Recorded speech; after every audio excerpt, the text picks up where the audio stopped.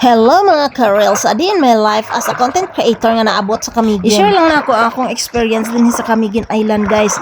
Oo, dinhi enjoy jud ko kay dinhi og langoy-langoy kay murag lami jud kay ang ilahang dagat dinhi, guys. O tan-aw ra gud na nag blue lang jud ang agi. Unya tin-aw jud kaayo siya, guys. Pagkahuman linaw pud kaayo ang dagat, dili pud siya balod. O ana jud ka amazing ang dagat dinhi sa Camiguin Island, guys. Muna sa wala pa kaanhi diri og Camiguin, moingon jud ko sa inyo ha nga the best jud siya nga inyong bakasyonanan o kailangan mo stay gyud mo diri og mga 3 days aron matagbaw jud, aron mahurot pud ninyo og suroy ang mga suroyanan diri sa Camiguin, guys. O mo bitaw kami wala jud namo nahurot kay one day raman jud namo nasuroy ang Camiguin, mao to wala jud namo nahurot. Naapa jud mi balikonon, guys.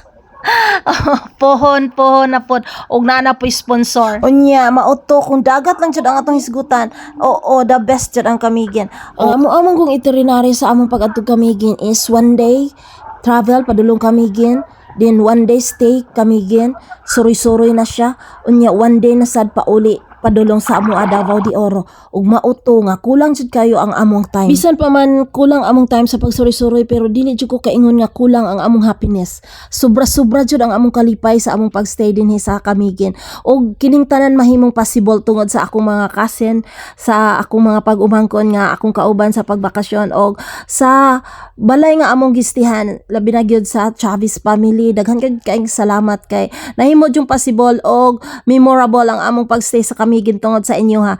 Og daghan kaayong salamat, guys. Og thank you Camiguin sa mga malipayon na mong mga experience din hiya. Og dinhilag ko kutob, daghan kaayong salamat. God bless us all. Thank you for watching. Follow and share.